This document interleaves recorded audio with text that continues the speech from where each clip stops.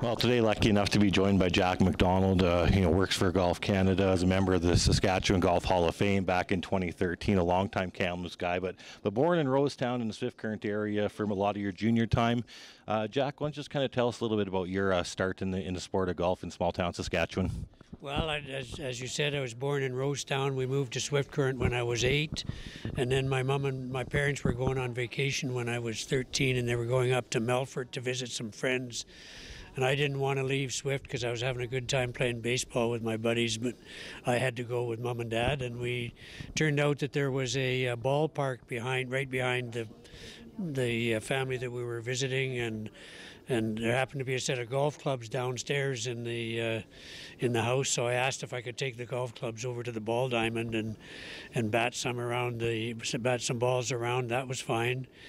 And turned out that the next couple of days, I walked down the mile to the golf course in Melfort and sat on a bench and watched some of that. And then when we got back to Swift Current, which was probably middle of August and whatnot, went out to the golf board, a set of clubs, went out and decided I'd try and play at Elmwood in Swift Current, and it turned out that was fine. And the next year I joined as a junior member and had some group lessons from a volunteer that worked at the Department of Transport. He was a professional by the name of Alf Petelow, and he gave us some lessons, a bunch of us group lessons, and I just kept playing and managed to win the midget and junior club championships at Swift. And that was in the years when juniors and adults were sort of separated as what they could participate in and what they couldn't. So there was some of that, and then just kept playing and went to university in Saskatoon, and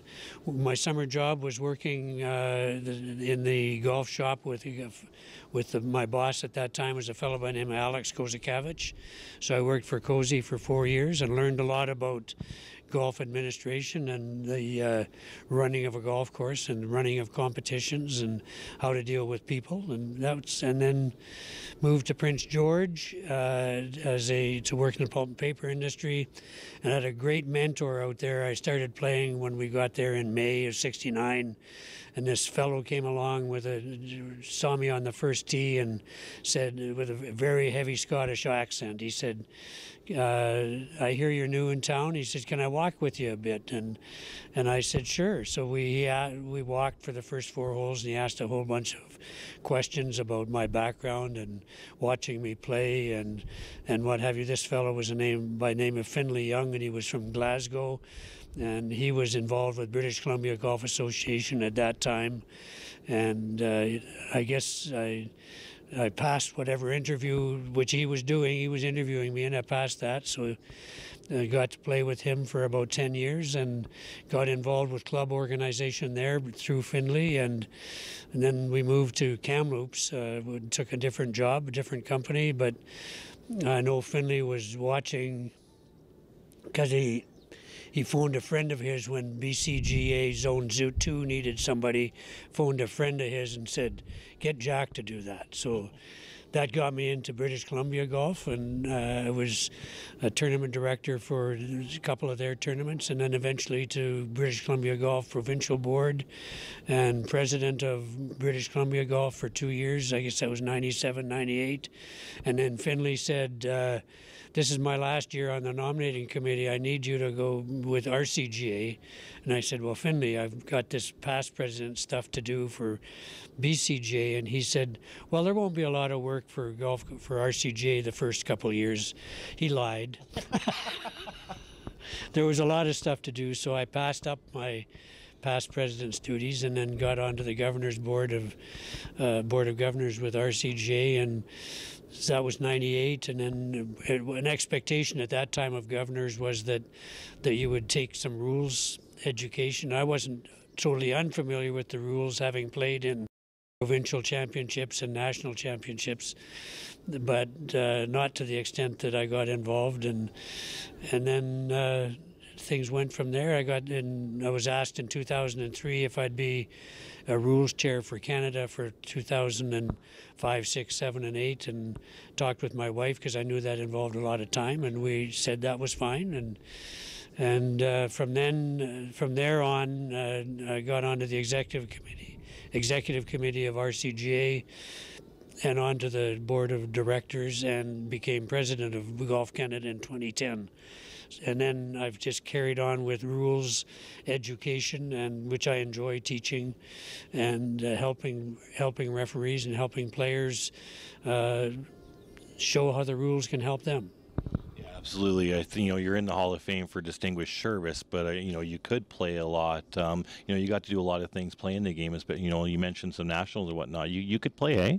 I thought I could play. I played in, I think my first Saskatchewan amateur was in '67 at Cook Municipal, so I played there, and then I played again in Regina in a Saskatchewan amateur, and came back for a couple of mid-amateurs in Saskatchewan mid-amateurs when I was of that over 40, and played again in the Saskatchewan senior at when it was at Swift Current at Elmwood. I actually came back for three Saskatchewan amateurs in the 70s, because the first one was at Elmwood, and I brought a friend with me from Calgary, and he won, a fellow by the name of Bill Hobbs, and he won the Saskatchewan men amateur at Swift Current. I think I finished third.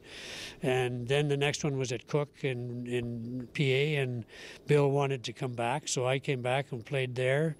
And then Bill lost in a playoff there. Then the next one was at Royal Regina, what's now Royal Regina, and Cease Ferguson was general manager there, and Cease and Bill had been on BC Wellington Cup teams together, so Bill wanted to come and see Cease, so I came again and had a great time every time. Yeah. So do you love the rules? Did you have to learn to love it? You told us a story kind of how you got into it, but you're still doing it here so many years later. There's got to be some sort of passion there. I'm an engineer, and so logic is involved, and I like the logic of the rules, and I had so many opportunities to travel with the rules and meet other people with the rules. It just became ingrained that I love them. I don't like all of them, but I love the concept of the rules and how they're formed, and how they're applied. I enjoy being on the golf course refereeing a lot more than I do studying the rules. But I like applying them. But you have to, in order to apply them correctly, you have to study them too and have to know them. So. Yeah, and obviously at the head of where you've gotten to, you know them quite well. We're going to get to some of the opportunities that you've got to, take that to. But explain a little bit more about, I think this trip to Saskatchewan might be a little different, what you and Brian are doing, but kind of explain a little bit of what you're doing with Golf Canada these days. Well, I'm still officiating with Golf Canada. So last year I did the Canadian Junior Boys, which happened to be at my home club. So that was sort of logical. This year I'm doing the Canadian All Abilities Championship, which is some of the handicaps, amputees, blind, etc. And that happens to be in Kamloops. So it's another obvious choice, not at my own golf course, but at a cross-town golf course. And I'm doing the BC Junior Boys and Girls at Prince George, which is my old home club, so that's an opportunity. And I'm still doing a lot of teaching. Like we switched with COVID. We had to switch from in-person seminars, which I really enjoy, to Zoom seminars and Zoom instruction, which isn't as much fun as standing in front of a crowd or participating in a crowd, having the laughter and the interactions and whatnot. But I guess I did about probably 22-hour sessions with potential rules officials and exam preparation, so they could get ready to write the exam in March, or I guess it was in April, but that sort of thing. And being here teaching this, what we call TARS, which is Tournament Administration and Rules School, which is sort of above. All the people here are nationally certified already, but we're trying to elevate their knowledge and maybe get them into the situation where they could be a tournament rules chair, which is, you need to know a little bit more than just the rules, but dealing with people and dealing with situations, setting up golf courses, picking hole locations, lengths of golf courses, the whole golf course side of it, administration, not just the rules. So you got to do a lot of amazing things. Just reading through your Hall of Fame bio, and I haven't known you for very long, but people are in the Masters lottery just trying to win tickets and walk step foot on Augusta. You've been a rules official there, PGA Championships, amazing events, world, the top events in the world. When you look back at those moments, or did you think that any of that would ever be possible? No, not when I was getting started in 2000 or 2001, but being rules chair for Canada, there are certain privileges come with that, which is an invitation to the Masters. So I was able to referee at the Masters for 2005, 6, 7, 8. And then again, when I was president in 2010, I knew the rules chair at Augusta, and I asked him if I could officiate rather than just spectate, because I'm a very poor golf spectator on course. I'd much rather be inside the ropes and helping with it. And I managed to get to 4 Open Championships and 3 U.S. Open Championships.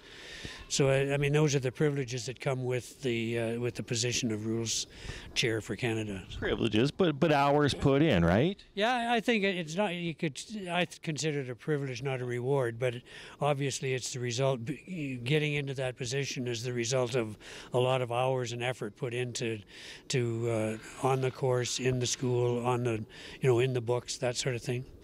We were riding around a little bit while you were doing some teaching, and we were kind of joking. I said, "So why are you in the Sask Golf Hall of Fame when you've been a long time Kamloops, BC guy?" It's because, well, you were born here and just done a lot of work for our great game across the nation. But here we are at Riverside today, where you've been back to before, but in 2013 you were inducted. When you're just kind of sitting here reminiscing a little bit over the past couple of days, kind of what comes back when you think about that night and the nomination and all that stuff. Oh, it was wonderful. I mean, it was just awesome. Awesome to get it because, first of all, my boss, Cozy's there, and our niece, Nancy Harvey, is there. So that was a real honor. Yeah, I think they're both in the Hall of Fame as well. Yeah. I guess so, and lastly here, I think you're tearing up a little because this game is pretty special to you, but what has this game meant to you over the years? Well, it's meant that I get to meet a lot of great people, be outside.